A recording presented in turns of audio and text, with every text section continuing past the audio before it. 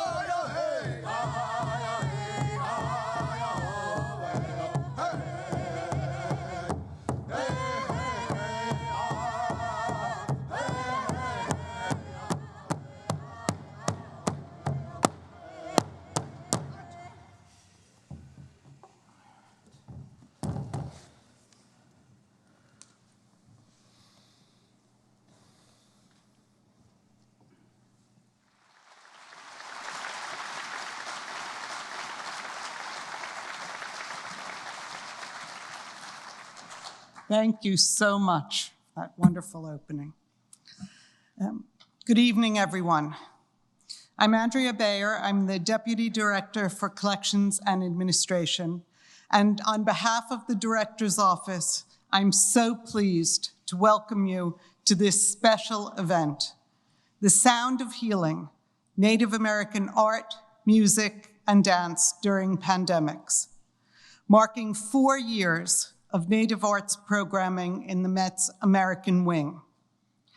This turning point for the department and the museum was inaugurated by the fall 2018 debut of the long-term installation, Art of Native America, featuring the promised gift from New Yorkers Charles and Valerie Diker of 91 remarkable historical Native artworks representing all major forms of Indigenous artistic production from more than 50 sovereign communities.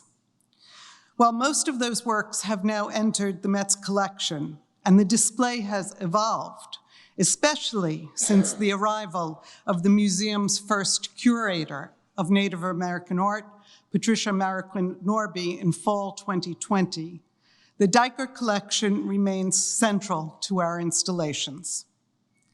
This gathering tonight celebrates the artists and community members whose important contributions are highlighted in Art of Native America and Water Memories, a special exhibition also on view in the American Wing that emphasizes Patricia's environmental and community-centered approach to Indigenous American art.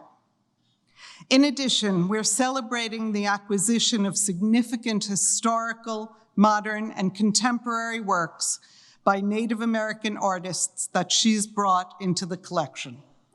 And it's very exciting that a number of these artists are with us tonight. We're about to be treated to a presentation by the award-winning historian and premier Jingle dress scholar, Dr. Brenda J, Northrop Professor of American Studies and former chair of the Departments of American Studies and American Indian Studies at the University of Minnesota. This will be followed by a conversation between Brenda, Patricia, and celebrated musician and composer, Robbie Robertson, who will join us on Zoom, but we're all used to that by now. After their conversation, the program will conclude with a celebratory jingle dress dance accompanied by the Silver Cloud Singers, who just opened the program with their welcome song for us. Before I turn things over to Professor Child, I'd like to extend our deepest gratitude to Barry Appleton, to the Jerome Levy Foundation and the family of Marvin Schwartz, and to the Consulate General of Canada in New York for their generous support of tonight's program. Thank you all for being here and enjoy the program. Thank you.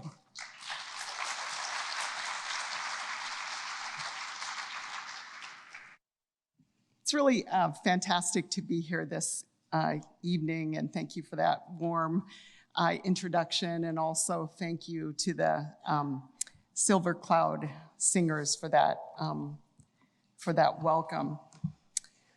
I can't tell you how excited the Jingle dress dancers are to come to New York City. None of them have been to New York before, and we're all, very much Midwesterners, either from Minnesota or from Ontario in Canada. And I like to hear their sound that they make, so you'll hear them a little bit. They're all ready to come out and very excited about it.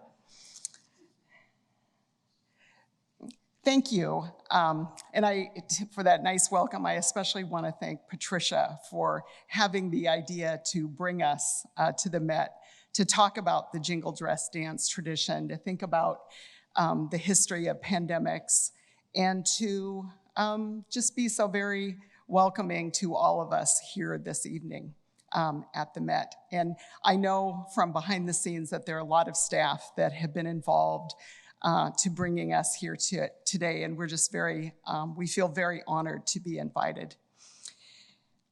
I'm also really happy that Robbie Robertson is able to join us. Because I was thinking of this event, I happened to just recently watch his very beautiful documentary, not the one we all remember from the 70s, The Last Waltz, but there's a more recent one called Once We're Brothers, which tells the history of the band, and it's full of Robbie's incredible storytelling. And I was really struck that the commentators on that film made clear what was so exceptional about the band, and that was love. Love is what made the band, along with their incredible musicianship. And I was thinking of that in terms of the jingle dress too, because love is what makes a jingle dress as well. And I'll tell you a little bit why I've been thinking about this so much in the last few years. In the early days of the pandemic, I published an op-ed in the New York Times that was called When Art is Medicine. And I decided, I didn't know if it would be accepted, but I decided to send this off to the New York Times because I'd been getting so many calls from writers and journalists all over the United States and Canada wanting to know more about my research about the history of the Ojibwe jingle dress dance. And I think we all remember that time very well. Canceling our social events, for us teaching in universities, we started our Zoom classrooms. And also we were hearing kind of back in the Midwest, a lot of heartbreaking stories on the evening news, many of them coming from New York City. At that time, we had no hope of vaccines in the near future. And thank heavens, we've had all these changes. Just 1 year before the lockdown, I had opened a small exhibit in a beautiful small museum on the Mille Lacs Reservation, which is in central Minnesota. We called it Zabaska, Igana Good Day, the jingle dress at 100. And Mille Lacs in central Minnesota, which is in fact where my husband is from, who's with me tonight, and where my grandfather was from as well, was one of the origins of the jingle dress dance tradition on the United States side of things. Little did I know that a year later, we would find ourselves in the middle of another global pandemic, because that last pandemic was very transformative for Ojibwe people who invented a new healing tradition, the jingle dress dance, in its aftermath. And it's a tradition that's certainly still with us today. One of the things, I'm trained as an American historian, and historians often say that Americans do not have a strong historical memory of the last global pandemic. And people have sort of theorized about why this is the case. Some people say, well, perhaps it was because the influenza was so deadly.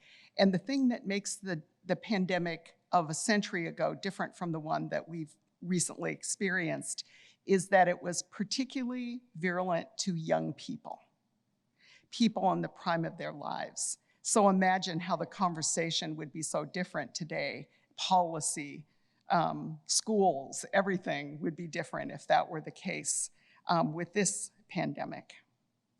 And so American historians have said, maybe that is the reason why we wanted to kind of get past it, forget about it.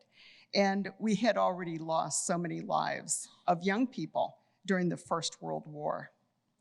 And what I always kind of like to respond to that point about Americans not having a strong historical memory of the pandemic, I always say, well, except for Indigenous people, except for the Native people of the US and Canada, because nearly all Native people of the US and Canada remember what we learned in 1918 through 20. So every time that jingle dress dance is performed at a powwow today, and it's performed all over the United States and Canada today, we're remembering, we're singing about, we're dancing about the pandemic of a century ago.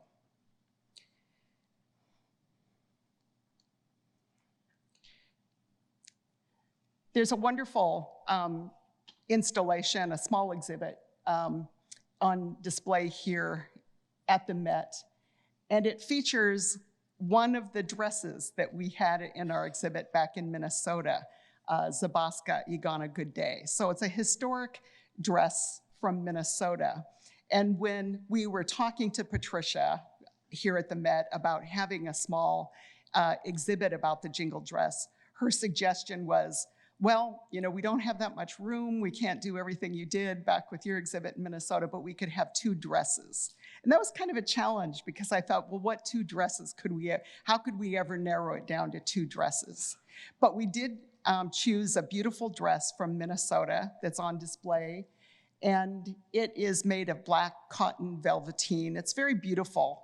And we can see, I know from talking to the dress conservators, that parts of the dress are very old, that some of the fabric was reused and is perhaps from the 1890s. And then we decided, well, let's ask a contemporary jingle dress maker to make another dress that kind of speaks to that older dress that we were going to have in the exhibit. And so we talked to a wonderful dressmaker from up by Thunder Bay, Ontario. Her name is Shannon Gustafson, and she made this beautiful jingle dress for my daughter, who's going to be one of the dancers tonight. And I wanted to especially mention Shannon in particular because we thought she would be with us tonight. She was very excited to come out here to see her dress here at the Met, the beautiful dress she made. But she was fogged in Toronto and wasn't able to make it in town till 5 o'clock today. And we thought, so she's having to miss this experience. But when I look at this dress, I always think not only is it beautiful, the machine applique that's favored by Native people today making these dresses, but I always think every dress has a story.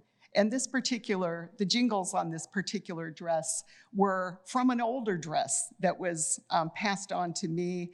And it had been kind of passed between the Ojibwe community at Red Lake, where I'm from, and also the Spirit Lake Dakota community over in North Dakota. So for years it had been kind of passed back and forth. I eventually came to hold on to it for a while. And we passed the dress to Shannon so she could reuse the vintage jingles for the jingles on this dress. So that's my little exhibit up on the Mille Lacs Reservation that I was saying, this is my satisfied look. This is Brenda very happy because I had the foresight to be so organized to open this exhibit, in celebration of the 100th anniversary, right? So I was really pleased with myself here. And it also, we had a little kind of installation that sort of spontaneously happened. I asked my husband, who's an artist, to make I didn't ask him to make a small sign. The Historical Society in Minnesota, who loaned us the dresses, said, have your husband make a small sign because we don't want to have it interfere with anything else in the museum. And so this is my husband's idea of a small sign, an unobtrusive sign. But I loved, and eventually the Historical Society loved his pop art jingle dresses here.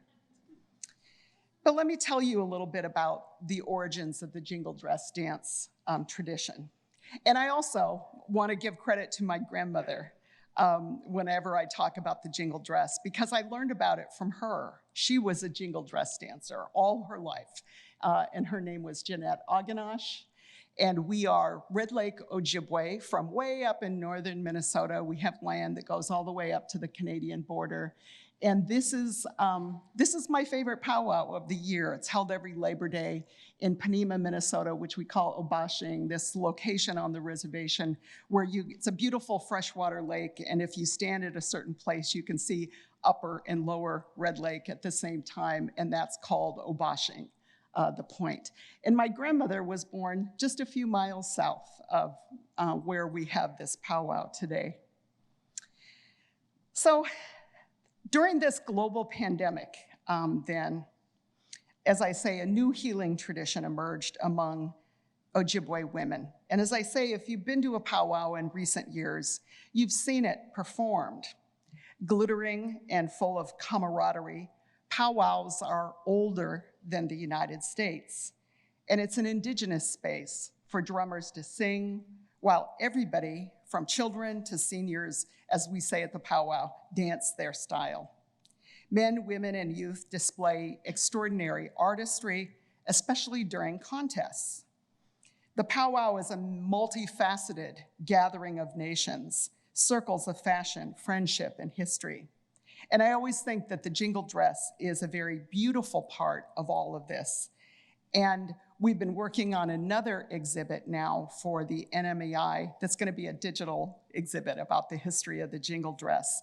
And I've been calling it Making the Powwow Modern, because powwows sort of originated in earlier days and were often associated with men and war dances, especially during the 18th and 19th century. But I think it's the presence of women and jingle dress dancers that have kind of made the powwow what it is today. Some people complain that aspects of the powwow have grown more commercial, but I always think that the jingle dress dance exists as a very spiritual part of these celebrations, and it's very revered by Indian people a century after it emerged in the Great Lakes. Ojibwe stories from the Mille Lacs community say that the jingle dress dance tradition arose from the experiences of a young girl who grew ill and appeared to be near death. The girl's father dreamed of a new dress and dance that were sort of imbued with an unusual power to heal. The healing dresses were very quickly made, and they were embellished with these tinkling metal cones, and then they were given to 4 women at a ceremonial dance. The girl was taken to the ceremonial dance with her family, and upon hearing the sounds, the girl began to feel better, to recover her health. And by the end of the night, she had joined in the dance. And this young pandemic survivor is helped organize the first Jingle Dress Dance Society. So we hear this story, and in fact, I have heard this story repeated many times. And in fact, I was sitting at a powwow up in Red Lake when I was hearing this story once again, and it occurred to me that that little girl was a very flu-like kind of illness, right? Where you feel so ill, and then you kind of turn a corner and you start to feel better. And I started to wonder, I wonder if that could have happened during the big influenza pandemic of 1918, 1920. So I went looking in archival collections for jingle dresses, photographs, and I found I could not find a single photograph of what you would call a jingle dress before circa 1920 in the United States or Canada. So to a historian, that tells me something very big had happened. So we hear this story from central Minnesota to North Ontario. And there is one version, more than one version, of the jingle dress dance story. And there's another from Whitefish Bay, Ontario. The stories have a lot of similarities. And I just wanted to point out that one of our dancers tonight is Ryan White, granddaughter of Maggie White, who is the little girl in the Whitefish Bay, Ontario version of the jingle dress story. And we were just talking about this backstage when we had all these jingle dress dancers together, and Ryan and her mother are here tonight. And we were talking about the fact, that there aren't really competing versions of the story. But if Ojibwe people believe that the jingle dress was given in a vision, in a dream, and it's very powerful. So why would it emerge in just one community, right? One Ojibwe community. So that's the way we kind of look at it today. My grandmother, who had just entered her teenage years in 1918, 1920, lived on the Red Lake Ojibwe Reservation in northern Minnesota. And as I mentioned, she remained a jingle dress dancer for the rest of her life. She passed away well into her 80s, and it was always a very important part of her identity as an Ojibwe woman. She had attended a boarding school, a government boarding school, when she was a young woman, but that did not seem to deter her at all from speaking Ojibwe, but also having and making her own jingle dress. So as the stories say, the first jingle dress dancers were young girls, yet women of all ages, from youth to elders, continue to embrace this remarkable tradition. Jingle dress dancing holds a spiritual power for Indian people because of its association with healing. In the Ojibwe world, spiritual power moves through air. And because of that, sounds hold a lot of significance. And this is one of the reasons why we regard the jingle dress as so important. It's the sound, the healing sound of those tinkling metal cones. I was just thinking how I was invited a couple of years ago down to the Mayo Clinic in Rochester, Minnesota, south of where we live. And I have a colleague down there who's a pulmonologist, and they'd invited me down to talk about the healing traditions of Ojibwe people and the jingle dress dance. And he was so amazed by this idea that spiritual power moves through the air. And he thought this was such an important part of the jingle dress tradition because air itself is the healing conduit. So the jingle dress, as I say, is special because of the rows of metal cones that dangle from the garment and produce, as you're starting to hear, a kind of pleasant rattle as they bounce against one another. The effect is amplified, becoming a healing reverberation when many women dance together in unison. Now, tonight you're gonna see a sort of small number of jingle dress dancers, but they're gonna sound great. And imagine being at a powwow where there are hundreds sometimes of jingle dress dancers dancing together. It's very powerful. Observers sometimes describe it as the sound of rainfall. But as an Ojibwe from the north, I think of it more as the sound of ice when it clatters and falls through the air. So I had a kind of renewed reason to kind of continue some of my work on the jingle dress. I thought it was all done after I'd published a book and finished this exhibition before the pandemic, but I wasn't really in control of everything because the last couple of years, people have had a real interest in this story. And so I've gone out with, in particular, a wonderful colleague of mine back in Minnesota, Nadonis Green, who is a really beautiful self-taught photographer who lives on the Leech Lake Reservation. And so when we resumed powwows a year ago this past summer, after that big year of silence and no powwows that made us that was tough for people. I said, let's go out and ask jingle dress dancers if we can take their portraits. And so I didn't really know what I was gonna do with any of these portraits, but we decided to do that together.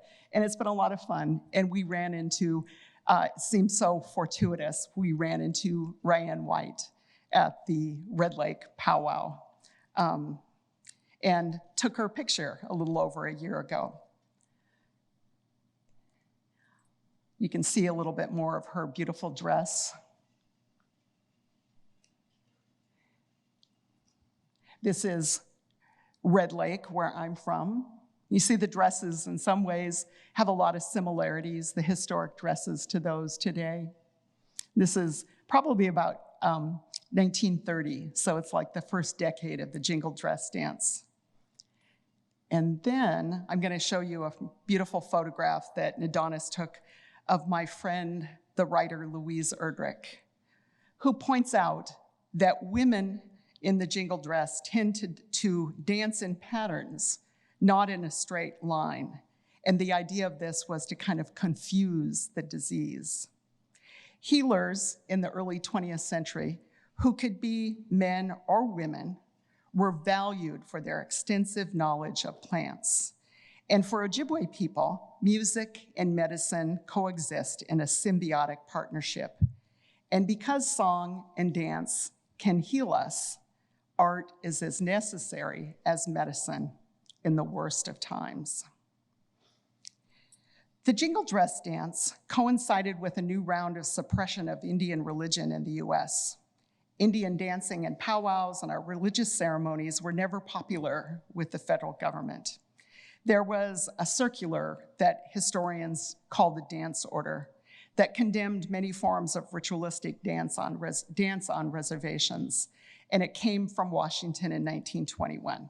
And it said, "The dance, under most primitive and pagan conditions, is apt to be harmful, and when found to be so among the Indians, we should control it by education processes as far as possible, but if necessary, by punitive measures when its degrading tendencies persist." So, my own Red Lake Nation, which was at that time governed by hereditary chiefs, we began calling our powwow a 4th of July celebration. And we planted flags all over the powwow arena during the days-long celebration. And at the time, I often think my own grandparents, who spoke Ojibwe, were not citizens of the United States. Thank goodness women like my grandmother ignored the politics and continued to dance. So these traditions have stayed with us, and eventually that pandemic a century ago came to an end. But the jingle dress dance remained a regional tradition for decades. In fact, it was shared between Ojibwe and Dakota people until the 1980s, when it became incredibly popular and spread among many tribal nations and powwow circuits across North America. It's become even a symbol today of Indigenous women's empowerment. There were jingle dress dancers who danced on Parliament Hill in Ottawa in the Idle No More movement in Canada. And they were at Standing Rock in 2016 and 17. And now dancers in red dresses call attention to the plague of missing and murdered Indigenous women. Today, Ojibwe people number more than 200,000. We're sort of equally divided among half of us live in Canada and half of us live in the US. But we all remember in stories and dance a young girl who survived a global pandemic. And it's her story that gives us hope. This is one of the dancers you'll see tonight, Sarah Egerton Howes, who's a designer back in Minnesota who has a wonderful company called Heartberry. You can see her red jingles that she dances in. This is Ryan White's mother, Prairie Rose, who is Lakota. And she today works on the Pine Ridge Reservation and most recently working to manage COVID-19 programming for Pine Ridge. I should have also said that Ryan herself lives and works at Whitefish Bay for her band, and she works in tribal children's protection on the reservation. This is my daughter, Benet, who is a senior at the University of Minnesota, majoring in art and Ojibwe language with her friend Guige Erdrich that she grew up with. They wanted to be photographed together. And if you'd like to see more about the jingle dress, we have a short documentary. And these three dancers, Whitney Spears and her two daughters, Joanna and Mariah. Mariah wanted me to tell you that she likes basketball. And Joanna on the left says that she likes to travel everywhere for powwows, and she's especially excited about being in New York. And Whitney, their mom, is a recent college grad back in Minnesota working in Indigenous sustainability studies. Oh, and that's one of the super cute kids that we photographed. Her name's Gianna in her jingle dress. So thank you very much for letting me talk a little bit about the history of the Ojibwe jingle dress dance. And I'd like to invite my colleague, Patricia, to come up on stage. And we're going to, I've never said this before, sit down and have a chat with Robbie Robertson.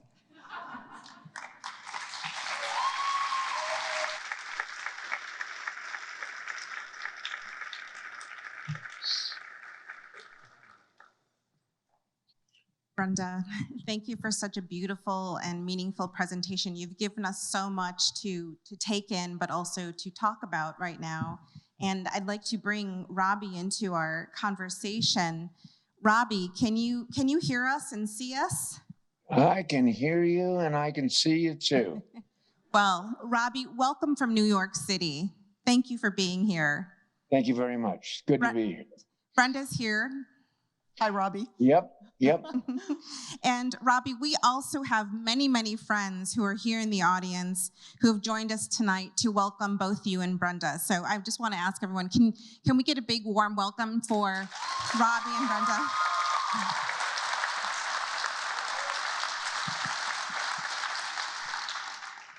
I'm just so honored that both of you are here with me tonight, and I want to share that tonight's celebration was inspired by the beautiful and powerful Native American works currently on view in the Met's Art of Native America and Water Memories exhibitions, including the two stunning jingle dresses that welcome visitors as they enter the exhibitions, which Brenda just touched on. One thing that's very notable when you go into our Native American galleries is that each of the items on view embodies a story that is connected to community and storytelling. And so I'd like to start there. You both engage in storytelling in your work. Can each of you take a moment to share about connections to storytelling in your creative process and experiences? Robbie, do you want to go first? Yeah, I'd be happy to. I mean, for me, when I was a young kid, and my mother was born and raised in the Six Nation Indian Reserve. She's from the Mohawk Nation. And we would be there, and one of the most enlightening things to me as a kid was hearing these elders tell stories that sent a shiver down my spine. And for an 8 or 9 year old who was hearing a story that was, and the one that just really, really got me was the story of Hiawatha and the Peacemaker, which is a story that has to do with the Six Nations and the unity of the Six Nations, of bringing these people together that had been at odds for God knows how long, and they came together in unity, and to this day live in unity. So anyway, that was very powerful. But when this one particular elder sat there, and it was like a bunch of kids, and there was grown-ups behind them and everything, and he sat in this chair that was covered in skins, and he had this pole in his hand, and he would tell the story, and he would bang it on the floor in emphasis of certain parts of the story. And it took my breath away, the story of Hiawatha and the Peacemaker. And after that, when we were leaving, I said to my mother, you know, when I grow up, I want to be a storyteller. I want to be able to do something like that. And she took her hand and ruffled it through my hair and said, oh, I'm sure you will. And sure enough, I'm even kind of known as a storyteller in the music world. So anyway, it's just funny how the circle works and it all comes around. Thank you, Robbie. It's beautiful. Brenda.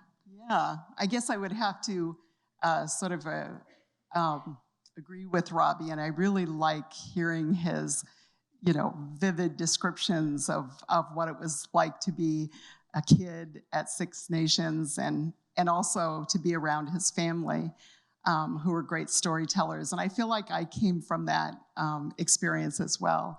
I had an uncle who was kind of like a comedian, but also a fantastic storyteller. And my mother was a wonderful storyteller as well.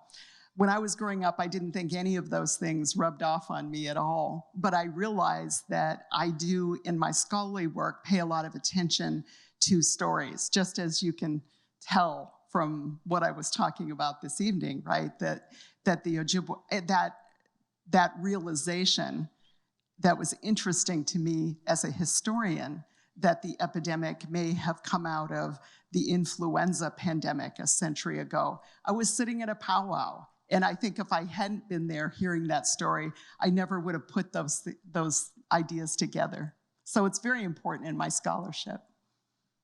Well, I love that stories influence both of your work, which is so important to so many of us here. And as Indigenous peoples, our stories embody our histories. And our histories include powerful moments of intergenerational activism and revitalization, as Brenda was just mentioning, through our creative expressions, including art, music, and dance. Something interesting to me is that both of you are currently working on material that looks to a very specific historical moment in the 20th century when Native American creative expressions and ceremonies were being suppressed by the US federal government. So I want to ask, in what ways do these legal histories and also Native American activism impact your current work? Robbie? Go ahead, Brenda. Okay. Yeah, thank you. I guess I would say, again, you can tell from my talk this evening that, the jingle dress tradition was once a suppressed tradition. And I like to read that little excerpt from the dance order from the early 1920s, because I think most people don't realize the extent to which Native American traditions, but also religion, were suppressed to the degree they were in the early 20th century. But we have to remember, this is also the era of government boarding schools, when kids were sent off from their families who were considered to be a negative influence on them, to go to these government boarding schools to become Christians and learn to speak English, and to find new occupations, because the traditional way of making a living wasn't going to work for Indian people anymore. So said the federal government anyway in that era. And today we can think, well, what's the harm in a powwow or singing and dancing? This is a rich part of Native culture. But in fact, some people in the United States found that threatening in the early 20th century. And I think it's just really key for us to kind of remember that point. And so in talking about the jingle dress dance in particular, I like to say, when we look at Standing Rock, where the jingle dress dancers were present and so forth, that the jingle dress dance was a radical tradition. It came out of this era of suppression of Native American spiritual traditions and dance, and it's still with us today. So for jingle dress dancers to be at Standing Rock, I find a kind of continuation rather than a new innovation. It's always been part of the jingle dress dance tradition. Brenda. Robbie? Yeah, this suppression, to me, the ghost dance was a huge part of this. Thousands of Indians were killed because of the ghost dance. And the ghost dance was a religion that was put together for the return of the buffalo and to stop oppression. At one time, there was 50 million buffalo roaming North America. At one point, there was 500. They had all been slaughtered for their skins, and the rest of them left to rot. For the Indigenous people, that this was such a huge part of their life, huge part of their existence, they stood up in some kind of way to express and help one another and encourage one another in their survival. Because taking out the buffalo like that made them feel like that's us. That's the same thing that's going to happen to us. And it was happening. So the spread of the ghost dance was something, excuse me, I'm just getting over a little throat issue. So the ghost dance spread throughout the Indian nations, and it gave some kind of hope. Some years back, I wrote a song in honor of the ghost dance, a song that I did with Rita Coolidge, who is from the Cherokee Nation. And we were very proud of how it turned out. And it told the story. It said this in such a beautiful way that for all of this anger that you could feel, all of this horrible part of history, that you could feel that there was still a celebration involved, that there was something that was celebrated amongst these Indian nations that brought them together and made them feel a unity, made them feel something that they all were experiencing and just wanting to do something about it. Now, the government thought this was a serious threat. And first of all, they said, you're not allowed to do that. You're not allowed to do this ceremonial. And then it became something that that the Indian people were doing just to rebel against more suppression. And then the government went after this. And it was the first of the massacres of Wounded Knee. And this story is so powerful. And everything, all I could do musically, songwriting wise, was want to acknowledge and celebrate this thing amongst the people that were trying to stand up for their own existence. And they suffered so greatly for it. And so many were massacred and killed and buried in this huge grave. It is the story of Bury My Heart at Wounded Knee. Thank you, Robbie. Thank you for acknowledging that history. And I'm just appreciative that both of you are sharing so many moments that Indigenous people have experienced through generations, this intergenerational experience. We all are connected to the experiences of our ancestors. And there are so many examples of revitalization through the arts, through Native art, through dance, through music. And so that's one of the reasons why we wanted to bring both of you here today to talk about sound and healing and the way that it connects to our communities and to our ancestors. And so what I also want to ask you about is all of these creative expressions connect us with our ancestors, but they're also very forward-thinking. Indigenous creative expressions are about connection to the ancestors, to family, to community, to homelands. So this is very forward-thinking, this intergenerational approach. So what is one thing you both hope future generations will take away from your work? Robbie, Well, would you like to go? Yeah. I am very excited right now. I'm just finishing up the music for a movie with Martin Scorsese and it's called Killers of the Flower Moon. And the movie is an epic, and it is so extraordinary.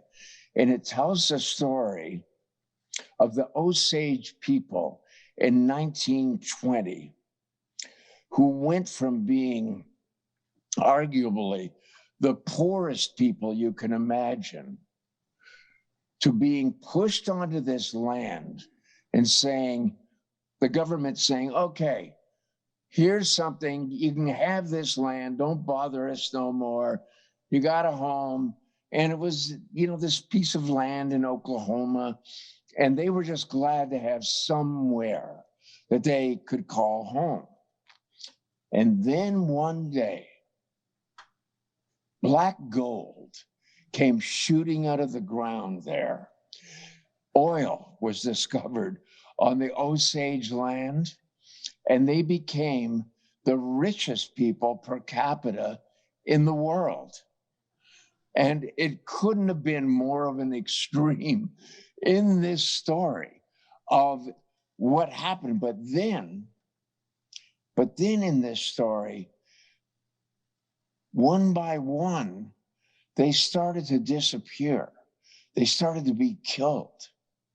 And obviously, it was because of this wealth and something going on. And in the story, this is the birth of the FBI. And the FBI came in to investigate this. But anyway, the music that I was allowed to do for this movie is not traditional. It's not movie music traditional. It is something of its own. And the movie is unlike anything that we've ever seen before, is something of its own. It's new. All of this is new. And whenever you come upon something where you think, God, I've taken something out of the air that didn't exist to a large extent before, and now we can share it with people. It's a very, very exciting feeling creatively. So I'm so proud of Martin Scorsese in this, and I think that we've done a pretty damn good job with it. We're nearly done. It comes out in the springtime, Killers of the Flower Moon. So anyway, it is our little contribution to ongoing and tomorrow. Thank you, Robbie. Brenda? Yeah, listening to Robbie talk about, the joy he's had working on that film, I read that book too, and I just was struck by those incredible stories of what happened in Osage history in the early 20th century. And I guess what I find in common when I think about my scholarly career from the early days when I was trying to become a scholar and a historian is I find that I'm always interested in the very small human stories. And that's what I think is kind of consistent through my work, including what I'm doing now, where I'm on sabbatical this year, and I'm writing a new book about the history of American Indian marriage. And that has been a really fantastic project. But I know when I was a young scholar, I always used to think something was wrong with me because everybody else I knew seemed to have these big ideas about history, and I was always following these little stories, sort of on the ground. I wrote my first book about children in government boarding schools based on the letters they and their families had written. And so I find myself attracted to these very kind of little human stories, like the little girl in the Jingle dress story. But I think for me, and my approach anyway to writing history, is that it's only until I see those small human stories that I ever get to the big picture. What was happening to Indian people in the early 20th century? How did they, experience World War I? How did they experience this global pandemic? But I think maybe I like to think that humanity, right, is maybe what a lot of artists have in common. I don't consider myself an artist. I'm still trying to be a good historian, But I think that's what a lot of us have in common, is just looking for those human stories. And that's the way that we can all kind of relate to one another. Thank you, Brenda. Brenda, Robbie, it's just been an incredible honor to spend this little bit of time with both of you and to hear about the amazing work that you're doing and just the wonderful and creative ways that you're helping to sustain Native American culture and your own community's experiences and how you're inspiring future generations. Thank you both for being here. This has been lovely. So wonderful to see you. Blessings to everybody. Bye, Robbie.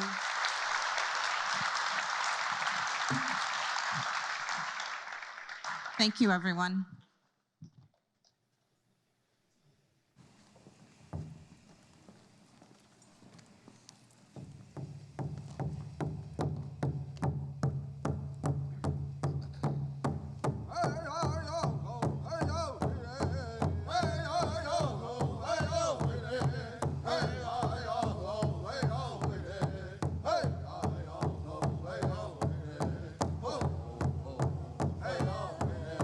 Hey!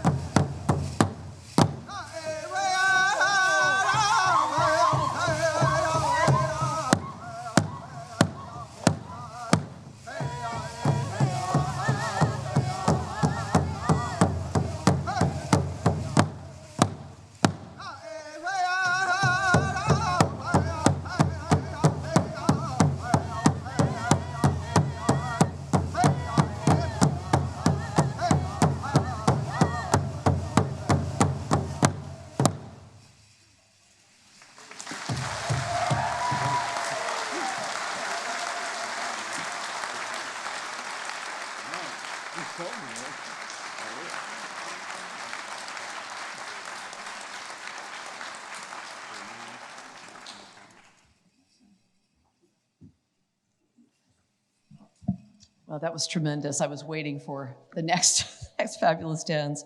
Another extraordinary round of applause for our Silver Cloud singers, our jingle dress dancers, and for Patricia and Brenda and Robbie.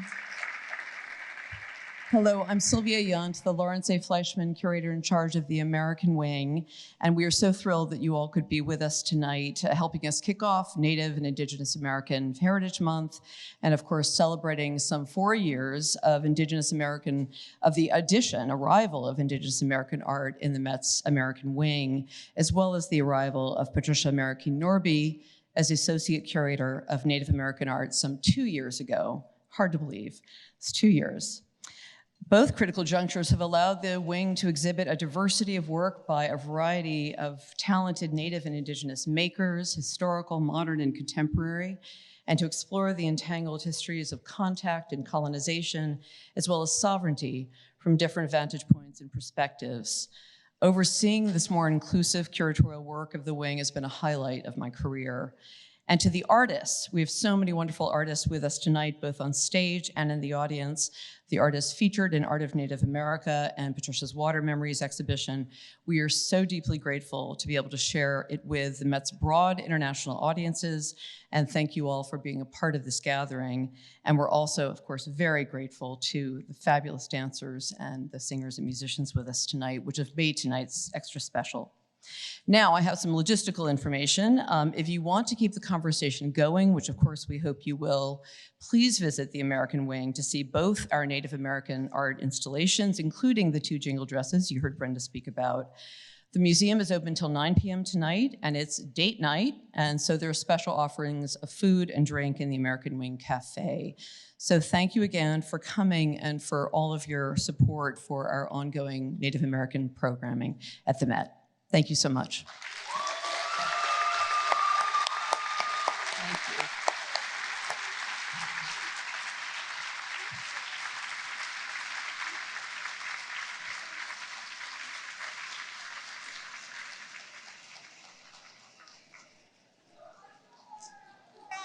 you. Hold on, don't go nowhere. We're not done yet. So traditionally we like to close out our events with a closing song. Tonight, Silver Cloud singers were here about, I think, 3 or 4 years ago. Our founding member, Kevin Tarrant, is who was here, and he's no longer with us. He's gone on to the spirit world. But tonight, we're gonna sing the same exact song that we sang that night. The song was composed by Kevin for Rosemary Richmond, mother of Lance Richmond, our fellow founding member. But tonight, we're gonna sing this song in dedication to Kevin.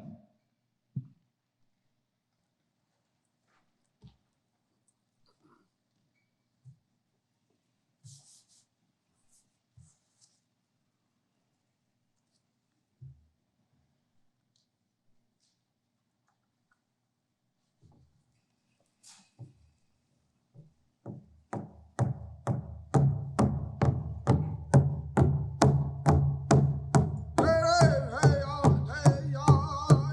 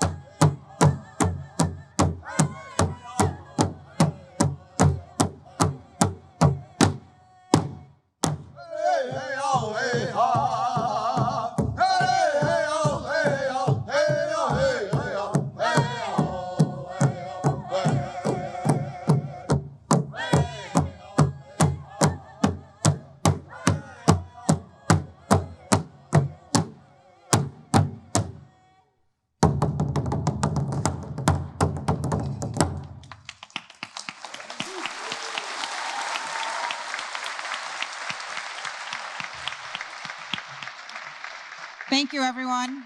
Thank you for being here.